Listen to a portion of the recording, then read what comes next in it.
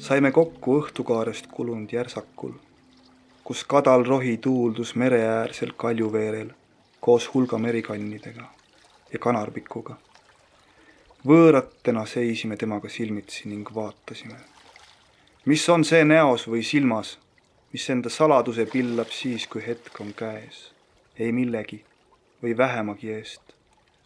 Meie aga vaatasime korra, vaatasime visalt, vaatasime sisimasse.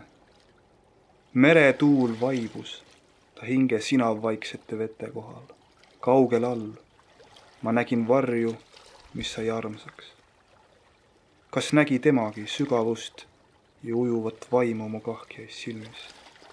Nii lummunuina kaljuveerel seisime ja vaatasime, siis naersime. Siis vilu päiksevalgel istusime ühes, kaedes neid liikvel vahusõõnu neeme tagant tulemas ja valkjatena sööstmas kaljudele. Ta rohus leband kätt, merikann längus pöidla ja näpu vahel. Ma puutusin ja kergitasin. Temal naeruleneks nägu. Ta käsivart kriipisin ma väikse kanarbiku raoga, tõmmates 2 kriimu. Teravat ja valget, küünarnukist randmeni.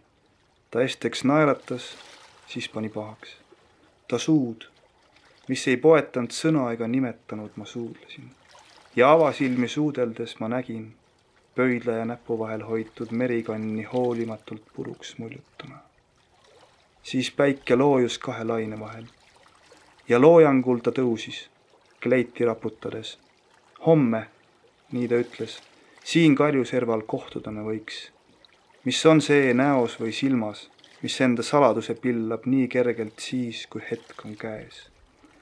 Ta nägi tüdimust mu sees ja armu päiksena läinud looja. Pilgast vaimu kadunud, kui märkas, vajus norgu. Ilu lahtus temas. Valgus taandus ta silmist sügavaist. Ta tundus hale. Teda vahtides ma olin hämmelduses ja vihane, et olin armanud end teda armastavat. Nii alla pimedusse ta siis läks. Vilets, väike, ennast haletsev. Tal vaatsin järgi, pannes imeks, et just tema, kõhetu ja sarmita, mind oli külgestanud.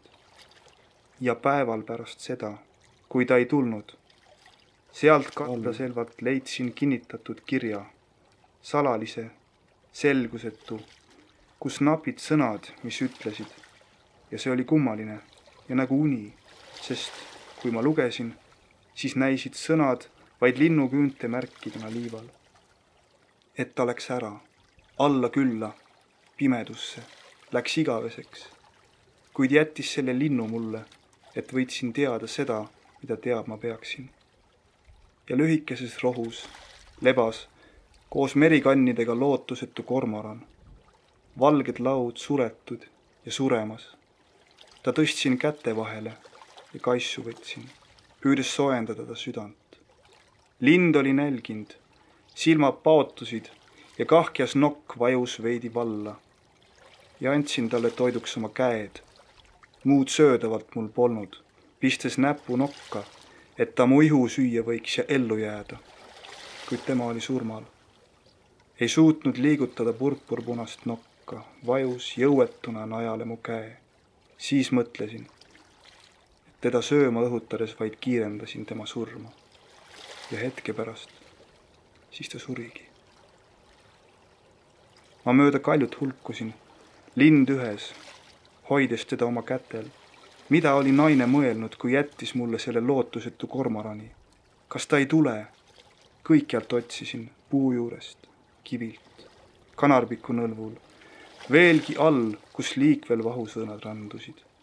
Ei kusagil, ei kuskil. 2 laine vahel päike loojus läände. Käes oli lahkumise tund. Kas sellekski ta nüüd ei tule? Hämar laskus. Tuhmus merikannide värv.